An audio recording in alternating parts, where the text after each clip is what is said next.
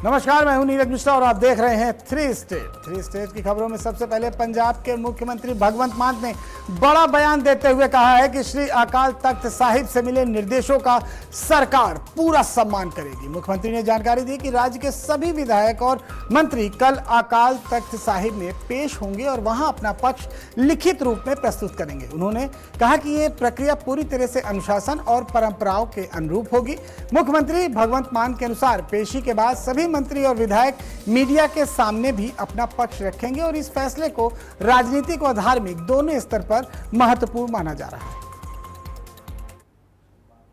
तख्त श्री अकाल तख्त साहब ਵੱਲੋਂ ਸਾਡੇ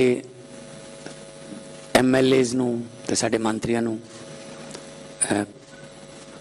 ਉੱਥੇ ਬੁਲਾਇਆ ਗਿਆ ਕੁਝ ਬਿਟਾਰ ਬਰਾਂਦਰੇ ਵਾਸਤੇ ਆਪਣਾ ਪੱਖ ਰੱਖਣ ਵਾਸਤੇ ਤੇ ਸਾਡੇ ਸਾਰੇ MLA ਤੇ ਜਿਹੜੇ ਵੀ ਮਿਨਿਸਟਰ ਨੇ ਉਹ ਉੱਥੇ ਜਾਣਗੇ। ਅਸੀਂ ਅਕਾਲ ਤਖਤ ਸਾਹਿਬ ਦੀ ਸਰਵਉੱਚਤਾ ਨੂੰ ਸਭ ਤੋਂ ਮਹਾਨ ਮੰਨਦੇ ਹਾਂ। ਮੈਨੂੰ ਵੀ ਜਦੋਂ ਬੁਲਾਇਆ ਗਿਆ ਸੀ ਤਾਂ ਮੈਂ ਰਾਸ਼ਟਰਪਤੀ ਜੀ ਦਾ ਪ੍ਰੋਗਰਾਮ ਛੱਡ ਕੇ ਮੈਂ ਅਕਾਲ ਤਖਤ ਸਾਹਿਬ ਤੇ ਨਤਮਸਤਕ ਹੋਇਆ ਸੀ। ਸੋ ਸਾਡੇ ਸਾਰੇ MLA ਸਾਡੇ ਮਿਨਿਸਟਰ ਜਿਸ ਤਰ੍ਹਾਂ ਵੀ ਉਹਨਾਂ ਨੂੰ ਬੁਲਾਇਆ ਗਿਆ। ਕੁਝ ਮਿਨਿਸਟਰ ਇਦਾਂ ਦੇ ਨੇ ਜਿਨ੍ਹਾਂ ਨੂੰ ਸਿਰਫ ਲਿਖਤੀ ਦੇ ਵਿੱਚ अपना पक्ष स्पष्ट करने किया गया, वो लिखती दे विच देखे आ जाए। बढ़ते अगली खबर की ओर। समराला विधानसभा क्षेत्र की राजनीति में बड़ा बदलाव देखने को मिला है, जहां पंथिक राजनीति में पहचान रखने वाले इंद्रजीत सिंह लोपोन और उनके बेटे बलजीत सिंह बबलू ने फिर से शुरू की अकाली दल को छोड़कर अकाली दल पंजाब का दामन थाम लिया है। गांव लोपोन में आयोजित एक बड़ी सभा के दौरान ये राजनीतिक घटनाक्रम सामने आए, जिसमें अकाली दल पंजाब के वर्किंग प्रेसिडेंट बाबू तरसेम सिंह खालसा और विधायक मनप्रीत सिंह अयाली भी शामिल हुए। नेताओं ने इस मौके पर पंथिक मुद्दों, किसान समस्याओं और राजनीतिक परिस्थितियों पर अपनी बात रखी और नई पार्टी को मजबूत करने की बात कही। इस बदलाव को समराला क्षेत्र में अकाली राजनीति के लिए एक बड़ा झटका माना जा रहा है।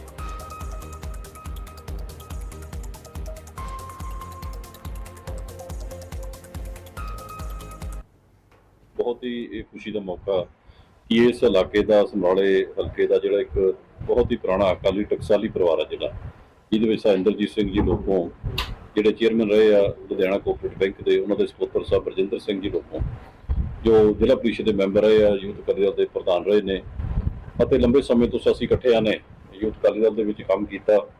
सो अज वो परिवार तो उन्होंने बहुत सारिया इलाके दी सन्मानयोग शख्सियतां साडे चेयरमैन साहब होर वख-वख जथेबंदियां दी जो अगवाई कर रहे ने, सो सारे जिहड़े अज शामिल हुए ने। सो बढ़ते अगली खबर की ओर। चंबा जिले के चुराह उपमंडल के नकरोट क्षेत्र में देर रात एक भीषण सड़क हादसा हो गया। जानकारी के अनुसार हिमगिरी नकरोट मार्ग पर एक अल्टो कार अनियंत्रित होकर 400 मीटर गहरी खाई में जा गिरी और सीधे बैरा सिउल नदी में समा गई। इस दर्दनाक हादसे में 4 लोगों की मौके पर ही मौत हो गई। मृतकों में 2 लोग करमुंड गांव के और 2 लोग सेरू गांव के निवासी बताए जा रहे हैं। हादसे की सूचना मिलते ही पुलिस और स्थानीय प्रशासन की टीम मौके पर पहुंची और रेस्क्यू अभियान शुरू किया। हादसे के बाद पूरे क्षेत्र में शोक की लहर है और पुलिस इस पूरे मामले की जांच में जुटी हुई है। ये एक्सीडेंट हुआ सामरा रोड पे, जो रुनकोटी सामरा पड़ता है, जब पंचायत है जो, और 3 बंदों की वहाँ पे डेथ हो गई है और 2 बंदों को यहाँ इमरजेंसी में लेके आए हैं अभी। ये हमारे गांव के हैं और ये हमारे साथ आए हुए हैं और इंजर्ड का भी इलाज चला हुआ है और इसके बाद ही पता चलेगा। आज मेडिकल कॉलेज चंबा में एक एक्सीडेंट के 2 पेशेंट आए हैं।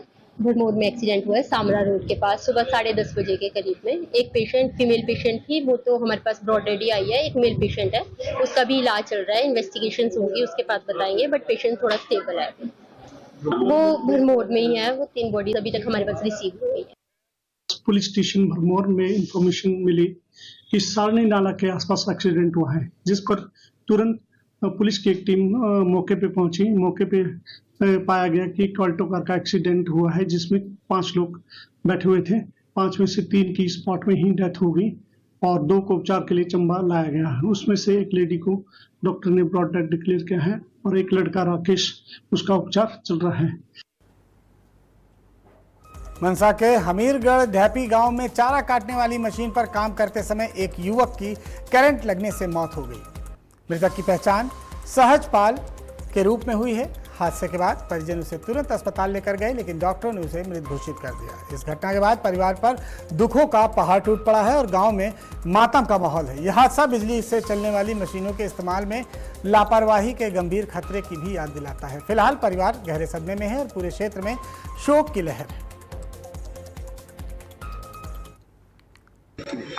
ਅੱਜ ਅਸੀਂ ਸਹਿਜਪਾਲ ਸਿੰਘ ਪੁੱਤਰ ਗੁਰਦਾਸ ਸਿੰਘ ਵਾਸੀ ਅਮੀਰਗੜ੍ਹ ਢੇਪੀ ਉਹਨਾਂ ਦੀ ਕੱਲ ਕਰੀਬ 5 ਵਜੇ ਟੋਕੇ ਵਾਲੀ ਮਸ਼ੀਨ ਤੇ ਉਹ ਟੋਕਾ ਕਰ ਰਿਹਾ ਸੀ ਤੇ ਉਹਦੇ 'ਚ ਕਰੰਟ ਆਇਆ।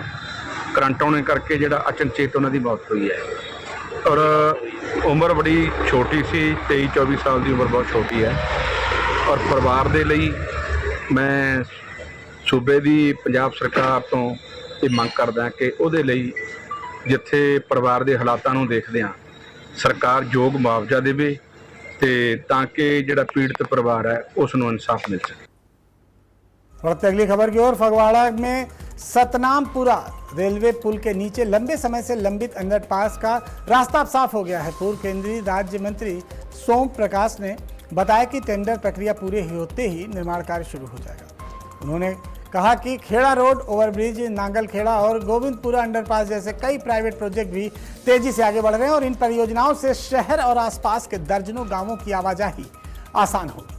वहीं रेलवे स्टेशन के विकास और नई सुविधाओं को लेकर भी कई अहम घोषणाएं की गई हैं। राजनीति में कोई हर के बंदे कोई ना कोई प्रिंसीपल होंगे। मैं कोशिश की है कि विकास की राजनीति हमेशा करी जी, ये मैंने सूट भी की है और लोगों का प्यार भी मिले हमेशा और सत्कार भी लोगों को मिले। सारे काम एको वेले नहीं होंगे जी, निरंतर यतन करते रहन करके कोई सिरे चढ़ जाते कि नहीं चढ़ते। रेलवे की गल करिए अज सिर्फ इस मसले की मैं गल करनी सी, 3-4 प्रोजेक्ट जोड़े बहुत लोगों की मांग रही है। पलवल में राष्ट्रीय पल्स पोलियो प्रतिरक्षण अभियान के तहत आज कैंप स्थित शहीद मदन लाल ढींगरा भवन में बच्चों को पोलियो की दवा पिलाकर अभियान की शुरुआत की गई। इस अवसर पर स्वास्थ्य विभाग के डायरेक्टर डॉक्टर वीरेंद्र यादव ने रिबन काटकर अभियान का शुभारंभ किया। उन्होंने बताया कि हरियाणा में इस अभियान के तहत करीब 36 लाख बच्चों को पोलियो की खुराक पिलाने का लक्ष्य रखा गया है। वहीं पलवल में कुल 890 बूथों के माध्यम से 0 से 5 वर्ष की आयु के लगभग 1,52,000 बच्चों को कवर किया जाएगा। अभियान के दूसरे और तीसरे दिन घर घर जाकर छूटे हुए बच्चों को पोलियो की ड्रॉप पिलाई जाएगी ताकि कोई भी बच्चा इस सुरक्षा कवच से वंचित न रहे।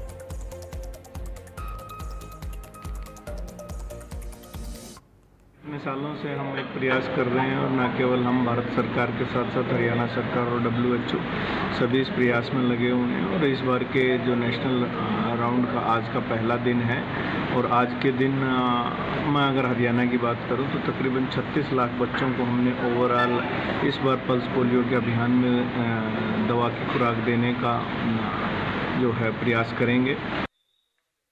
पोलियो की बीमारी जैसे हम सबको मालूम है कि एक बहुत ही घातक बीमारी है और इसकी वजह से जिसको भी पोलियो हो जाता है वो बच्चे सारी उम्र भर के लिए विकलांग हो जाया करते थे। तो भारत सरकार की पहल की वजह से हमने यह पोलियो के प्रोग्राम हमने शुरू करे हैं जिसमें 0 से 5 साल तक के सभी बच्चों को एक ही दिन पे पूरे ऑल ओवर इंडिया दवाई पिलाई जाती है। अब की बार हमारा यह प्रोग्राम 28, 29 और 30 जून को है और इसके दौरान 28 तारीख को जो भी 5 साल तक के सभी बच्चे हैं उनको हमें दवाई बूथ पे पिलाएंगे और उसके बाद घर घर जाकर के ये इंश्योर करेंगे कि कोई बच्चा छूट ना जाए। नंगल के भलड़ी गांव में अवैध खनन के खिलाफ आवाज उठाने वाले गोताखोर कमलप्रीत सैनी पर कथित तौर पर खनन माफिया से जुड़े लोगों पर द्वारा हमला किए जाने का मामला सामने आया है और बताया जा रहा है कि कमलप्रीत सैनी लगातार क्षेत्र में हो रहे अवैध खनन के खिलाफ सोशल मीडिया और सार्वजनिक मंचों पर आवाज उठा रहे थे, जिसके बाद उन पर हमला हुआ। घटना के बाद इलाके में भारी आक्रोश फैल गया और बड़ी संख्या में स्थानीय लोग और उनके साथी देर रात तक धरने पर बैठ गए। पुलिस ने मौके पर पहुंचकर स्थिति को नियंत्रित किया और पीड़ित के बयान दर्ज किए। विरोध के दौरान नंगल के डीएसपी ने प्रदर्शनकारियों को आश्वासन दिया कि आज दोपहर 12 बजे तक आरोपियों की गिरफ्तारी कर ली जाएगी और इसके बाद माहौल शांत हुआ। वहीं कैबिनेट मंत्री हरजोत बैंस ने मामले पर सख्त कार्रवाई के निर्देश देते हुए कहा कि दोषियों को किसी भी सूरत में बख्शा न जाए। ਕੁਝ ਬੰਦੇ ਜਿਨ੍ਹਾਂ ਦਾ ਨਾਮ ਵਗੈਰਾ ਲੈ ਰਿਹਾ ਉਹਨਾਂ ਨੇ ਮੌਕੇ ਤੇ ਇਹਦੇ ਤੇ ਹਮਲਾ ਕੀਤਾ ਹੈ। ਸਾਰੇ ਹੀ ਝਾੜੂ ਪਾਰਟੀ ਦੇ ਆ, ਇਹ ਲਾ ਵੀ ਦਿਓ ਤੁਸੀਂ, ਸਾਰੇ ਹੀ ਬੈਂਸ ਦੇ ਬੰਦੇ ਆ। ਔਰ ਹਜੇ ਤੱਕ ਜਦੋਂ ਹਮਲਾ ਹੋਇਆ ਪੁਲਿਸ ਲਗਭਗ 1.5 ਘੰਟੇ ਬਾਅਦ ਆਈ ਹੈ, ਹਜੇ ਤੱਕ कोई भी ਜਿਹੜਾ ਹੈਲਥ ਫੈਸਿਲਿਟੀ ਜਾਂ ਕੁਝ ਵੀ ਹੈ ਹਜੇ तक कुछ भी सरकार वालों प्रोवाइड नहीं। पलवल में कृषि और किसान कल्याण विभाग ने प्रधानमंत्री फसल बीमा योजना को किसानों के लिए बड़ा सहारा बताया है।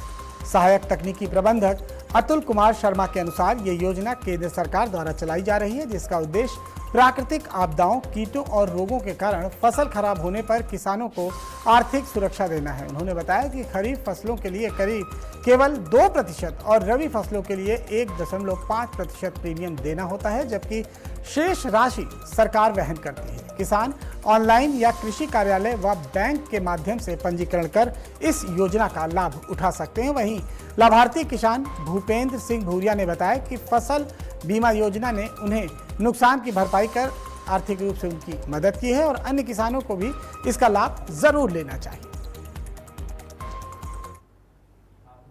प्रधानमंत्री फसल बीमा योजना एक ऐसी योजना है जिसमें किसान को उसके खेत में उसकी फसल के लिए हुई नुकसान की भरपाई के लिए ये योजना चलाई गई है।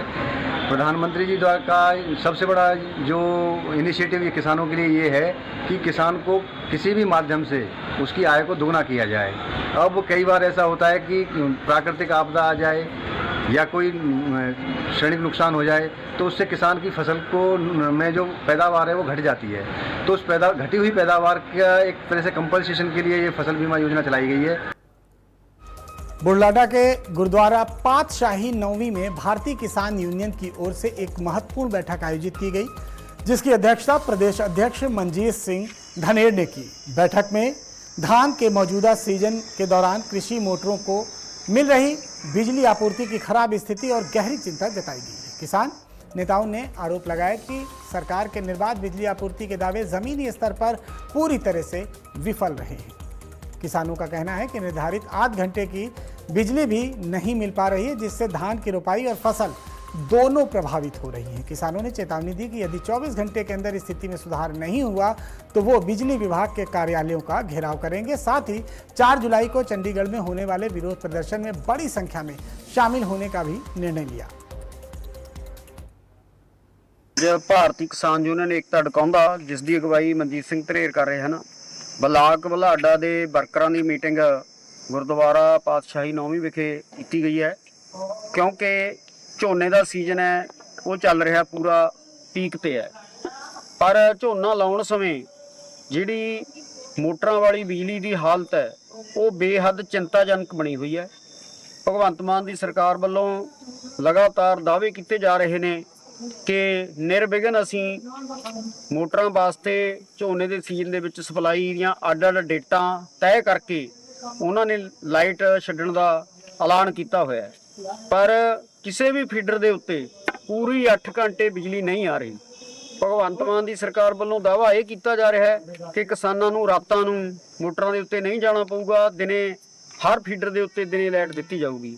ਪਰੰਤੂ ਹਾਲਤ ਇਹ ਬਣੀ ਪਈ ਹੈ ਵੀ ਰਾਤ ਵਾਲੇ ਫੀਡਰਾਂ ਦੀ ਸਪਲਾਈ ਦੇ ਵਿੱਚ ਵੀ 3-3 ਘੰਟੇ ਦੇ ਕੱਟ ਨੇ ਜਿਹੜੇ 8 ਘੰਟਿਆਂ ਦੇ ਵਿੱਚੋਂ ਲਿਜਾਏ ਜਾ ਰਹੇ ਨੇ। ਕੱਲ 27 ਤਰੀਕ ਦੀ ਰਾਤ ਨੂੰ ਜਿੰਨੇ ਵੀ ਬਲਾਕ ਬੁਢਲਾਡਾ ਦੇ ਵਿੱਚ ਬੁਢਲਾਡਾ ਐਕਸੀਅਨ ਦਫ਼ਤਰ ਦੇ ਅੰਡਰ ਗ੍ਰਿਡ ਆਉਂਦੇ ਨੇ, ਇਹਨਾਂ ਗ੍ਰਿਡਾਂ ਦੇ ਵਿੱਚ 5-5 7-7 फीडर आते हैं। बढ़ते अगली खबर की ओर, संगरूर के बीचों बीच स्थित गांव घाबंदा में पिछले 4 दिनों से बिजली आपूर्ति बाधित होने से किसानों में भारी नाराजगी देखने को मिल रही है।